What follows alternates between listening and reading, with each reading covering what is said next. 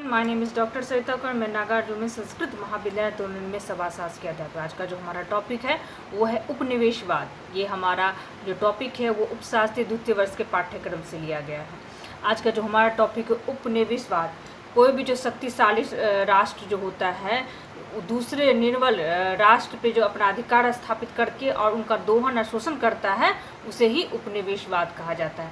इसको डिटेल रूप में हम ये कहेंगे कि किसी एक भौगोलिक क्षेत्र से आया व्यक्ति दूसरे भौगोलिक क्षेत्र में जाके कॉलोनी की स्थापना यानी उपनिवेश का स्थापना करता है और यह मानता है कि जो हम यहाँ पे जो काम कर रहे हैं वो सही है, इसको ही उपनिवेशवाद कहेंगे।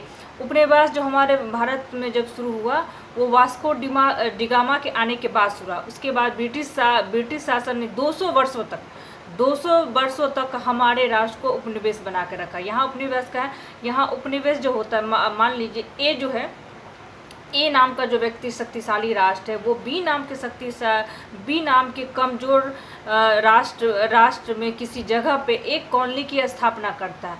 और ए नाम का जो राष्ट्र रहता है, जैसे कि ब्रिटेन हमारा है, ब्रिटेन एक शक्तिशाली राष्ट्र था, वो हमारे राष्ट्र में आया, एक कॉलोनी की स्थापना है जिसे हम उपनिवेश करते और वहाँ पे उसके लोग रहने लगे। उनका सिर्फ एक ही स्वार्थ था भारत से हमारे राष्ट्र है कि इस राष्ट्र का हम शोषण करें, दोहन करें और यहाँ से जो भी संपत्ति संप्रदा जो भी प्राप्त होती है वो अपने मातृभूमि यानी उनकी मातृभूमि तो वहाँ थी, ब्रिटेन थी, वो यहाँ तो सिर्फ उपनिवेश बन के यहाँ शोषण न दोहन करने के लिए आए हुए थे। हमारे देश में और उनके देश में कोई भी राजनीतिक संबंध नहीं था, कोई भी उनका राजनीतिक, सिर्फ यहाँ उनका दोहन और उनका शोषण करने के लिए आए हुए थे। हमारी जो संपदा थी, जो हमारी स्वर्ण थे, मंदिर में स्वर्ण थे, उनका क्या करते थे, अपने राष्ट्र को उन्नति करने के लिए भेजते थे। हमसे जो कमाते थे, हमसे दुगना लगान लेके, दुगना चीज़ लेके, वस्तु लेके वो अपने राष्ट्र को समृद्ध कर रहे थे, हमारे राष्ट्र को वो खोखला करते। धीरे धीरे उपनिवेश ने हमारे राष्ट्र को इतना खोखला कर दिया कि जैसे कि हम अपने राष्ट्र में रह कर भी एक बंदी के रूप में रहते हैं। उपनिवेश के कारण क्या कुछ कारण हुए, जैसे कि नया समाज की स्थापना। अब क्या हुआ, वो जो हमारे राष्ट्र में जो आए उपनिवेश कर ब्रिटेन आए तो उन्होंने क्या कि अपनी संस्कृति, जैसे वो क्रिश्चियन थे तो अपने धर्म के प्रचार प्रसार के लिए अग्रसर रहे। उन्होंने कोशिश की जो हमारा जो धर्म है, ईसाई धर्म जो ईसाई कल्चर है, हमारे राष्ट्र के हर तबके हर लोगों को मिले। प्राचीन श्रेणी में समाप्त है, हमारी जो श्रेणीबद्ध जो सभ्यता हुआ करती वो धीरे धीरे समाप्त होने लगी।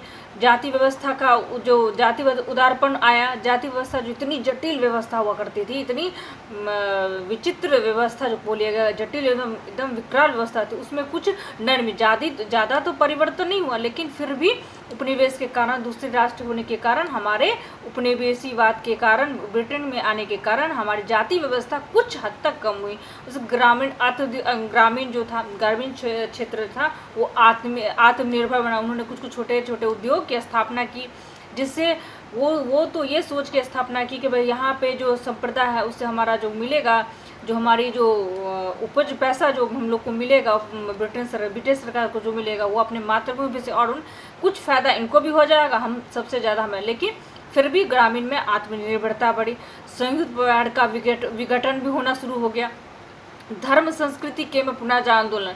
अब क्या हुआ, जो ब्रिटेन सरकार जो यहाँ पे हमारे सरकार राष्ट्र में आए तो उन्हें अपनी धार्मिक क्षेत्र को, अपने धर्म को प्रचार प्रसार किया, अपनी संस्कृति का प्रचार किया और आर्थिक जो उनके थे अपना आर्थिक मजबूत के लिए वो भी कोशिश करने लगे। उसका प्राचीन अंधविश्वास त्याग किया।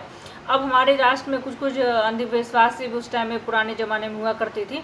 तो हमारे ब्रिटिश शासन के आने के बाद एजुकेशन कुछ बदलाव आया, एजुकेशन में बदलाव है, शिक्षा में बदलाव है। उससे क्या हुआ, अंधविश्वास का जो पलड़ा था कुछ कम होने लगा। उच्च शिक्षा, ये ब्रिटिश शासन आने के बाद लोग वकालत करने के लिए या हाई एजुकेशन के ब्रिटेन जाने लगे, वहाँ शिक्षित होने लगे और उन्होंने कोशिश की कि हम वहाँ इंडियन जो लोग थे वो कोशिश करने लगे कि हम उनकी तरह व्यवहार करें, उनकी तरह इंग्लिश लैंग्वेज बोलने लगे और हम अच्छा बने। कभी उपनिवेशवाद हमारे लिए कुछ अच्छा भी हुआ और कुछ बुरा भी हुआ। बुरा अच्छा मतलब क्या हो, एजुकेशन के क्षेत्र में हमारे बहुत अच्छे होने लगे, हम कुछ डेवलप करने लगे। अब बुरा इसमें भी किसी प्रकार का विघटन लगा, हम अपनी प्राचीन सभ्यता को भूलने लगे और उनकी सभ्यता को अपनाने लगे। इस वीडियो में इतना है, आगे वाले में दूसरे टॉपिक के बारे में। धन्यवाद।